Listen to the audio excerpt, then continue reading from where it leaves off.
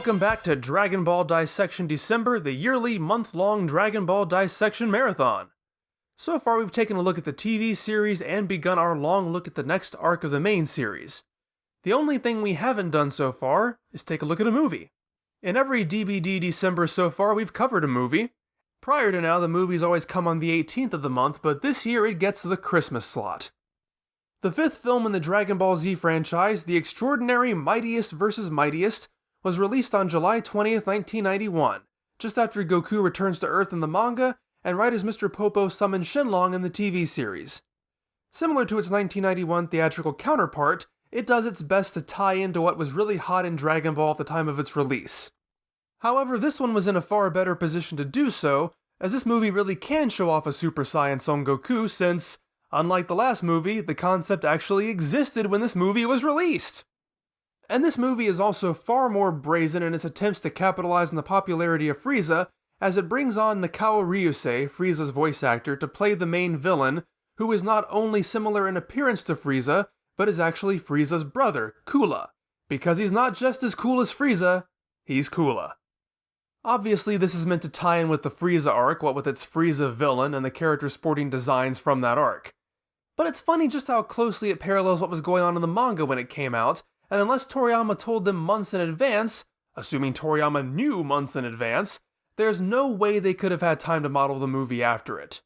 But a Frieza relative coming to Earth to pay back the damage to the pride of his family? That's not too dissimilar from the material with Cold we literally just covered last week. Honestly, I wonder if the inspiration wasn't the other way around. After all, Toriyama designed all of the villains for this movie, so he knew what they were doing. It wouldn't surprise me if drawing Coola for their story inspired him to create Cold for his own story. So this is about the point that it becomes really obvious that these movie titles are ridiculously generic. Mightiest vs. Mightiest? As in two strong people fighting? That could literally refer to almost every Dragon Ball Z movie.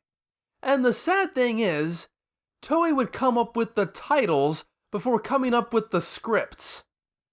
I am dead serious. I'm not sure if that's completely asinine or makes this whole thing make sense. Nowhere is this more obvious than the last movie. They wanted a Super Saiyan Son Goku, they named it Super Saiyan Son Goku, and the resulting plot really has nothing to do with that. I mean, the World's Strongest Guy is a pretty generic title too, but at least they managed something with it to make it uniquely connected to that story. And if they actually came up with good, specific titles, that could really work in a creative writing prompt sort of way to inspire them. But instead, they typically play it safe, so that whatever title they come up with could match almost anything. The ultimate decisive battle for Earth? Which one, please? Coola, as I've made no effort to hide, is a blatant Frieza clone. It's not at the point yet where Frieza clones have become really annoying in their prevalence, it's simply the seeds being planted. I hear people say that he's Frieza, but more serious and less polite, to which I say, so basically he's Frieza without the character traits that made him interesting. Perhaps that's a bit unfair. Nakao's performance is distinct enough from his Frieza persona, but on the page, yeah, that's pretty much what he is. The plot is standard here, but with a few twists. Coola finds out his brother has been killed and goes to Earth to seek revenge. The lion's share of the fighting goes to Piccolo, who takes out all three minions. And that's because Goku is, surprise, surprise, taken out early, leaving Gohan and Higher Dragon to rush to Carding Tower for Senzu to aid him. Kuririn fires blasts at some rocks and gets beaten up. Oolong is there too. When Goku recovers, Coola transforms into his boss mode, forcing Goku to become a Super Saiyan to defeat him. I'll be honest, Coola's whole final transformation really confuses me. It always has.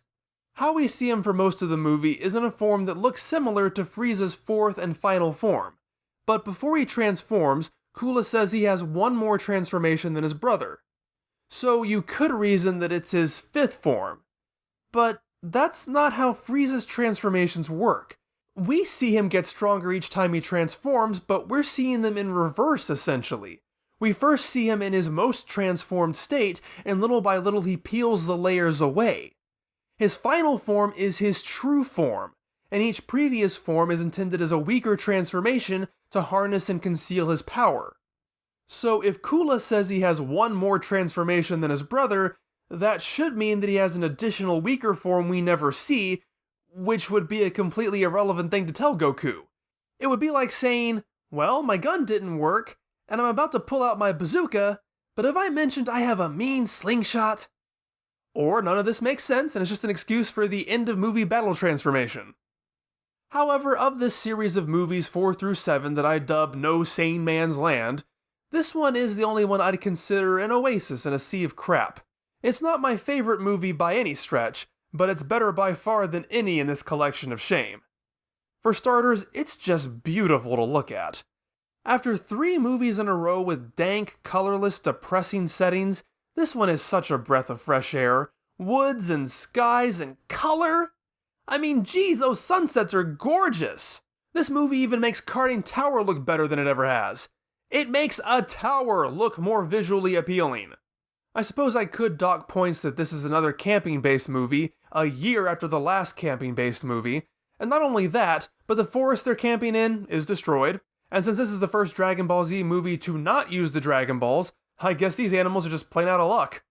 But more importantly than its aesthetics, this movie actually tries to imbue a little bit of irony and pathos into its narrative, rather than just the usual repetitive slugfest these things tend to be.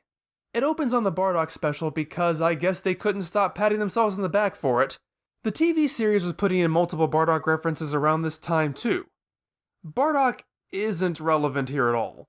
The only idea of importance is that Goku's space pod escapes Frieza's notice, something that Coola and his minions do notice.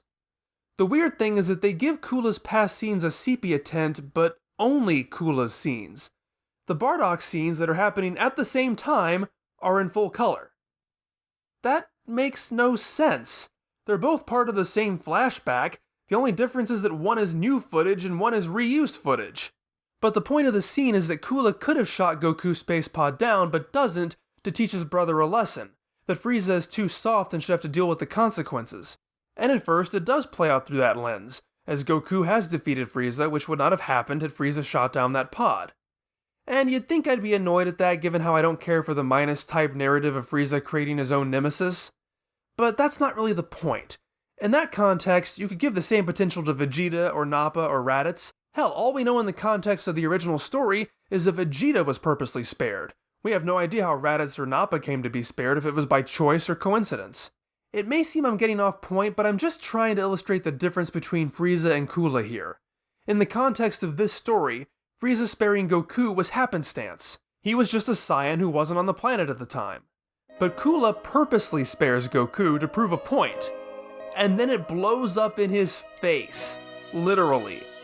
That's some pretty decent dramatic irony there, and I always feel very satisfied when Coola flashes back to that at the end of the movie and realizes that he was the one who had been too soft. The whole time this wonderfully ethereal music is playing, which I don't think is ever reused in the series. But yes, there's actually something of substance in this movie. There's even a twist at the end that Coola isn't the last villain to fall. Piccolo had taken out the other 2 henchmen, but the totally not Zarbon minion Thousa, named for Thousand Island dressing, was only knocked aside and forgotten. So at the end, Gohan expects Piccolo to climb out of the rubble, but instead, it's not Zarbon. I mean, seriously, Thousa and Zarbon even have the same voice actor. This movie really does not play around in copying Frieza elements. And then Piccolo takes him out from off-screen. It's a small thing, but these movies need all they can get to forge individual identities. Another good small bit is that Thousa manages to destroy the Senzu Gohan had worked so hard to bring back, but it turns out that he had an extra stashed in his belt that Yajirobe had tossed to him at the last second. Again, it's small and perhaps a bit contrived, but it's cleverer than we typically get here. This movie is probably the farthest Toei ever goes into making Goku this messianic figure that he's really not in the manga. He's injured and surrounded by animals like a frickin' Disney princess. I envy him. And then of course is the infamous moment where he seemingly raises a bird from the dead when he transforms into a Super Saiyan.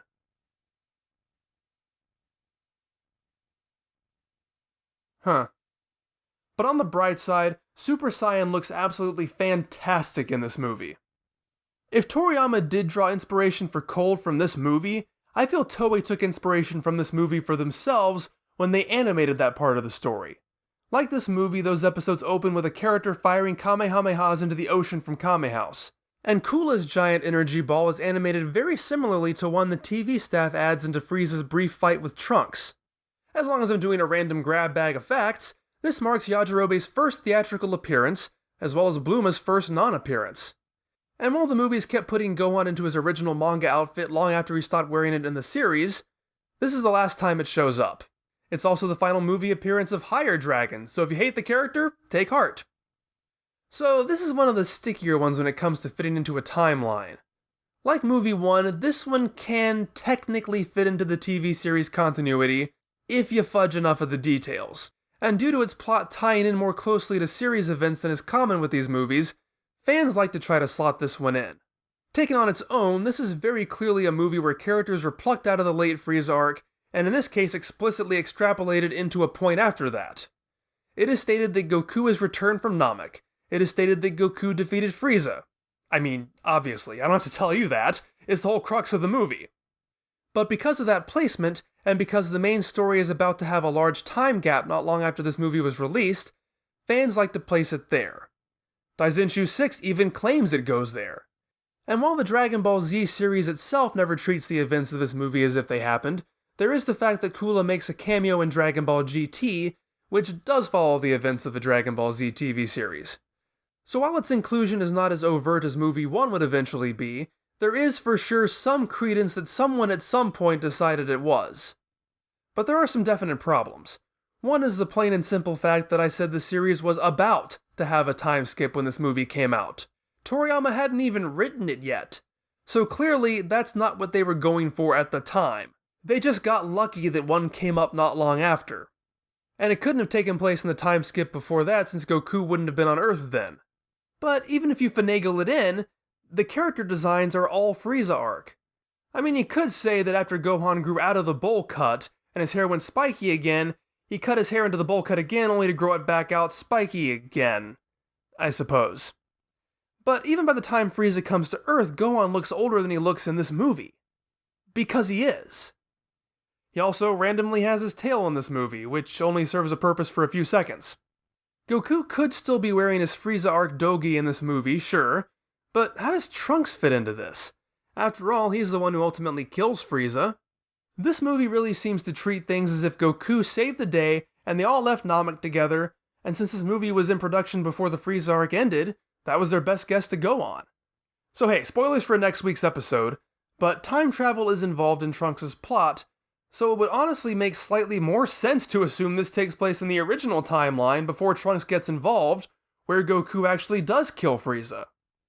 And then of course is the matter of Higher Dragon, who is a character in this movie, who is introduced in a movie that cannot possibly fit into any established timeline no matter how hard you try. That's not going to stop them from putting him into the anime later on anyway. So whichever way you slice it, nothing makes sense. Is the Higher Dragon in this movie the same one that later shows up in the series, which means that it's a different Higher Dragon than the one in the previous two movies, and then this movie has a direct follow-up that cannot fit into the TV timeline at all, so how does that work? Does this still count as Super displaces GT in continuity? Does Coola still exist in the Dragon Ball Kai re-edit continuity? Ugh. See why I say it's better not to give more thought about where these go than Toei do? This is why I much prefer the simplicity of the original manga continuity. I don't have to waste precious brain power trying to make clearly incompatible pieces of media fit together. I mean, geez, the Slug movie is bad, but at least I know where I stand with it. So that's the 5th Dragon Ball Z movie. I like it, but its ancillary material makes my head hurt. That's our 4th stop on Dragon Ball Dissection December. I hope you're having a wonderful Christmas. Or if you don't celebrate Christmas, whatever you're doing, I hope there's joy in your heart today and every day. But as fun as it's been to look at the craziness surrounding this movie, I don't really want DBD December to end on such a piece of fluff. So check back in on New Year's Eve for one more peek at the Cell arc before we bring this month to a close.